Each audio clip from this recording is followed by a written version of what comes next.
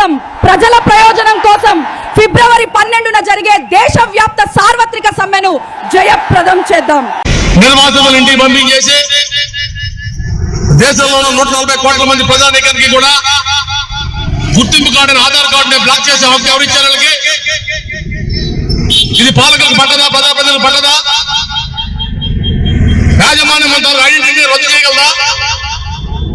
ఉద్యోగం చేస్తే ఊరుకున్నామని చెప్పేసి నీ తాలూ గుర్తింపుని రద్దు చేసిన పరిస్థితి వస్తా ఉంది. దీన్ని ఎదిరించాలా, ఎదిరించి పోరాడాలా, లేకపోతే ఇంటికి వచ్చి కూడా కొట్టే పరిస్థితి వస్తుంది. అట్లాగే విశాఖ ఉక్కు ఉద్యోగులకి 3 నుంచి 7 లక్షల రూపాయల జీతాలు బకాయిలు ఉన్నారు. ఇప్పటి వరకు 10 గంటల 10 ఉద్యోగులు కూడా ఇచ్చారు, ఎగ్గొట్టారు. తోటి పిల్లల కరెంటు పెంచారు, ఇన్సెంటివ్ తీసేశారు, ప్రొడక్షన్ వేసేసి అంటా ఉన్నారు. అంటే తొట్ల పరిపాలన లాగా ఏది నచ్చినా చేసుకుంటూ పోతా ఉన్నావు నువ్వు. ఎన్నో రోజులు ఆటలు సాగని చెప్పి హెచ్చరిక చేస్తూ రేపు 12వ తారీఖు సమ్మె వచ్చారు కావాలని చెప్పి దాంట్లో మీరు పాల్గొవాలని చెప్పేసి తద్వారా యాజమాన్యాన్ని ప్రభుత్వాన్ని మనం హెచ్చరిక జారీ చేయాలని చెప్పి తెలియజేస్తూ సెలవు తీసుకుంటాం. మనకి వచ్చేసినటువంటి కార్మికులకు, అన్ని కార్మిక సంఘ నాయకులకు ముందుగా నమస్కారాలు తెలియజేసుకుంటూ, మనం ఈ కార్మిక హక్కులు అనేవి ఇప్పుడు సాధించుకునే కాదు, బ్రిటిష్ కాలానికి అంటే బ్రిటిషర్లతో పోరాడి మనందరం కూడా 44 కార్మిక చట్టాలని ఆ రోజు నుంచి ఈ రోజు వరకు కూడా మనం సంరక్షించుకుంటూ కార్మికులు జరుగుతున్న నష్టాన్ని అక్కడున్న యాజమాన్యంతో మాట్లాడుకునే రైట్ కూడా ఈ హక్కుల్లో ఉంది. కాబట్టి మనం దీన్ని గత కొన్ని 100 సంవత్సరాల నుంచి కొనసాగిస్తున్నా ఇప్పుడు కేంద్ర ప్రభుత్వం అధికారంలోకి వచ్చిన తర్వాత మొదట ఈ 44 చట్టాలనే మార్చాలి అని అనుకోవడం చాలా సూచనీయం. మరి ప్రభుత్వాలు కార్మిక ప్రజల మనల్ని పొందే విధంగా పాలన ఉండాలి తప్ప కార్మికులు కానీ ప్రజలు కానీ ఇబ్బంది పెట్టేటట్టు ఉండకూడదు. మరి కేంద్ర ప్రభుత్వం అధికారంలోకి వచ్చిన తర్వాత కార్మికులు పట్టగొట్టే పరిస్థితి కనబడుతుంది. మనందరం కూడా ఎన్నో ఆశలతో ఎదురు చూస్తున్నటువంటి ఈ విశాఖపట్నం స్టీల్ ప్లాంట్ చరిత్ర అనేది ఒక ఘనం. ఎందుకంటే దేశవ్యాప్తమైనటువంటి సమ్మెలు జరుగుతూ ఉన్నాయి. ఎందుకు జరుగుతూ ఉందంటే మీ అందరికీ తెలియాలి.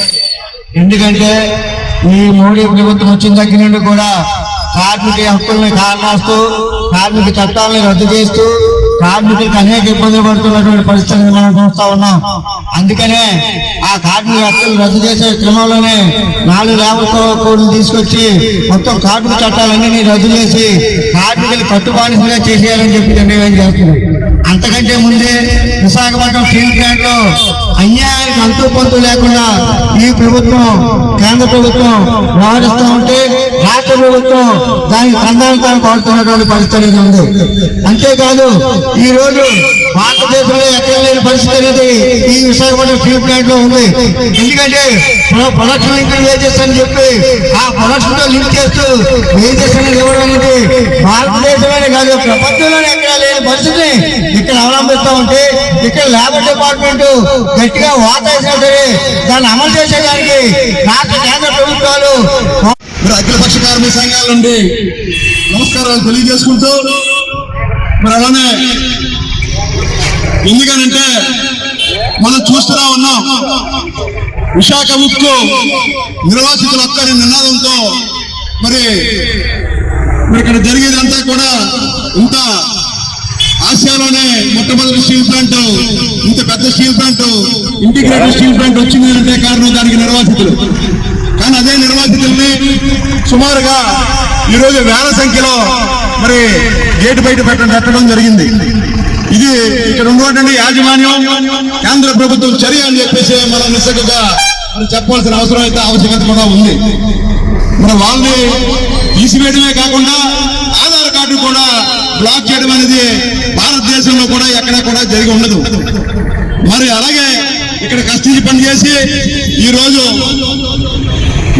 సుమారుగా 6 మిలియన్ టన్స్ రీచ్ అవుతుంటే ఇక్కడ కార్మికులకు కూడా హెచ్చరిక లేకుండా, అలానే మీకు ఉత్పత్తి మీద జీతాలు ఇస్తామే తప్ప ఉత్పత్తి లేకపోతే జీతాలు ఇవ్వు అని చెప్పేసి నవంబర్ 15వ తారీఖున దొడ్డిదారిన యాజమాన్యం ఒక సర్క్యులర్ కూడా రిలీజ్ చేయడం జరిగింది.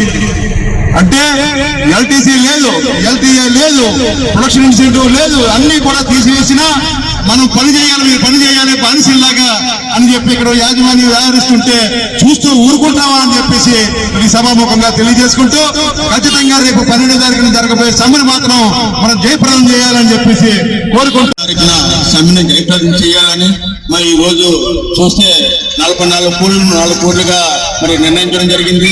దాని భాగంగా ఈ రోజు దేశవ్యాప్తంగా కూడా సమ్మెని పిలుపునివ్వడం జరిగింది. మరి చూస్తే విశాఖపట్నం స్టీల్ ప్లాంట్ లో మనం చూస్తే ఈ రోజు నిర్వాసులకి తీవ్ర అన్యాయం జరుగుతుంది. ఈ హెచ్చరిక లేదు. మరి ఇన్సెంటివ్ కూడా ఇది ప్రొడక్షన్ లిమిట్ వరకు కూడా జీతాలు లిమి పెట్టడం జరిగింది. దీన్ని ఇమ్మీడియట్గా రద్దు చేయాలని చెప్పేసి తెలియజేస్తూ మరి కేంద్ర ప్రభుత్వం చూస్తే ఈ రోజు కార్మిక హక్కుల కాలు రాస్తుంది.